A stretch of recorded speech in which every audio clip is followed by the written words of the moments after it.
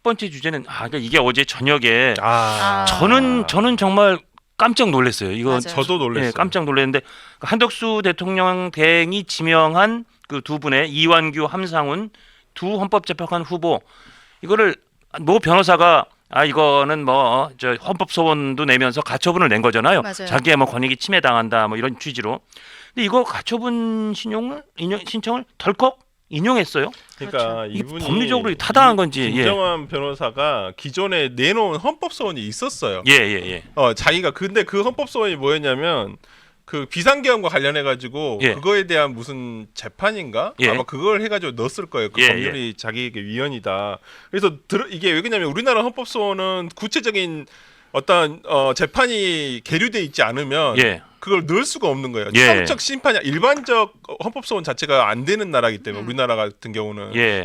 그렇기 때문에 어떤 구체적 재판 사안이 있었을 때만 그걸 할 수가 있는데 마침 그게 있었단 말이에요. 근데 그 헌법소원 자체가 약간은 무용한 헌법소원이었단 말이에요. 예. 이미 그 윤 대통령에 대한 탄핵 선고까지 나버린 상황이라고 한다면 예. 제가 정확하게 기억이 안 나는데 그래서 근데 그 헌법소원이 그냥 헌법재판소에 지금 접수가 돼 있다는 이유 하나만으로 예. 가처분 신청을 해버린 거예요. 그러니까 그래 가처분 신청은 뭐 그렇게 억지로 걸어서 했다고 쳐요. 근데 이거를 덜컥 그것도 만장일치로 인용을 한 거.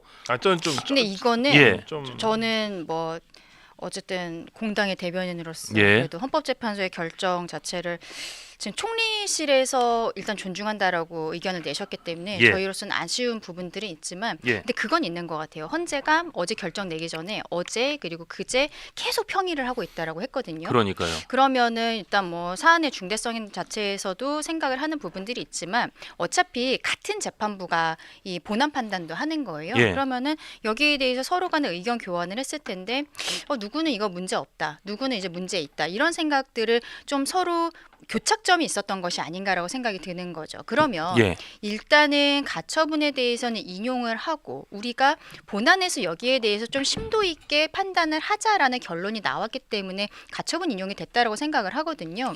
그렇기 때문에 가처분이 인용된다면 저는 9대 0이라는 건 이상하지 않다고 생각해요. 근데 문제는 뭐냐면 현실적으로 이제 가처분 인용이 됐기 때문에 이 두 분의 재판관은 임용 절차가 이제 중지가 된 거잖아요. 그러니까요. 근데 아니 바로 사실상 두 분은 날아간 거죠, 뭐. 50일이 예. 이제 안 남은 상황에서 새로운 대통령이 뽑힐 것이기 때문에 그러면 새로운 대통령이 만약에 우리 국민의힘 쪽이 아니라면 새로운 대통령이 정치가 돼 있으니까 나는 새로운 사람을 그냥 임명을 하겠다. 예. 이렇게 해버릴 수 있는 거예요. 그러면 이 50일도 남지 않은 기간 동안에 헌재가 본안 판단 결정을 내줘야 되는데 낼 것이냐. 이제 이 두 분은 문영배 이미선 재판관은 내일까지잖아요, 임기가. 내일 퇴임하고 그러면 7인 체제로는 못 하겠다. 7인 체제로 그러겠죠. 예. 할 수는 있는데 이분들이 그러니까요. 지금까지 7인 체제로서 결정을 내린 바가 없어요. 그러니까요. 그러면 이거를 차일피일 미루기 때문에 그러니까 어저께 나온 게 가처분 인용 결정이지만 실질적으로는 본안에 있어서 인용한 것과 비슷한 똑같은 효과가 나는 있기 거죠. 때문에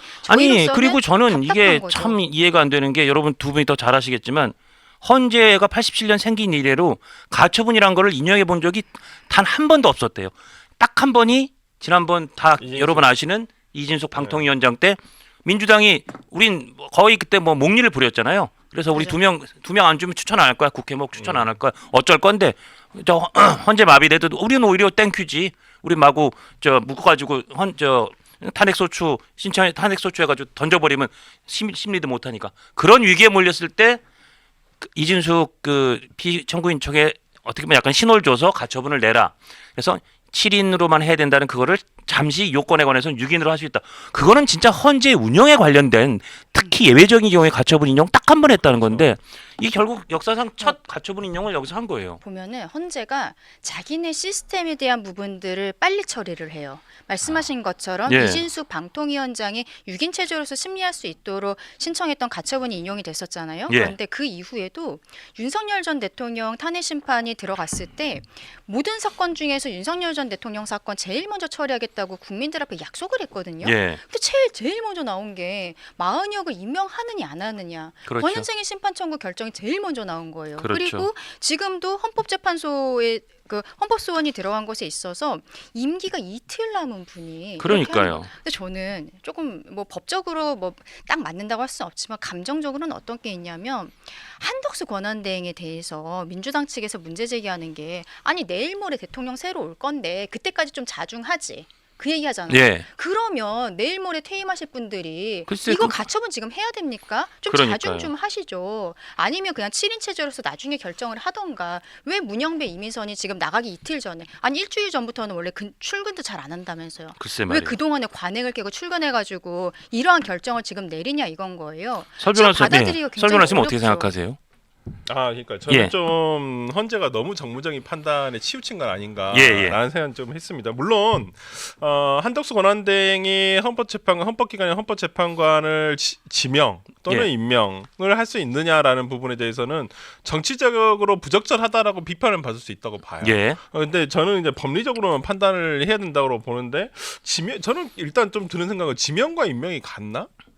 약간 좀 그런 생각도 들어요. 물론 이제 헌법재판소에서는 지명되면 사실상 거의 임명을 한다. 근데 사실은 예.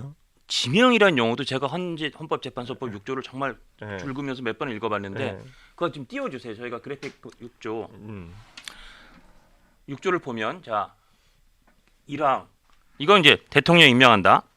2항을 보면 재판관은 인사청문회를 거쳐 임명 선출 또는 지명해야 한다. 그러니까 대통령 몫은 대통령이 그냥 임명하는 거예요. 지명이란 절차가 법조문에 없어요. 네. 근데 임명하기 전에 청문회를 거친다로만 네. 돼 있어요. 그 다음에 국회는 선출하는 거고 그거를 대통령이 임명하는 거고 네. 대법원장은 지명을 하면 그것도 역시 청문회 거쳐서 음. 대통령이 임명하는 거고 그러니까 네. 대통령이 임명하는 9명 중에 3명은 국회가 선출, 3명은 대법원장이 지명.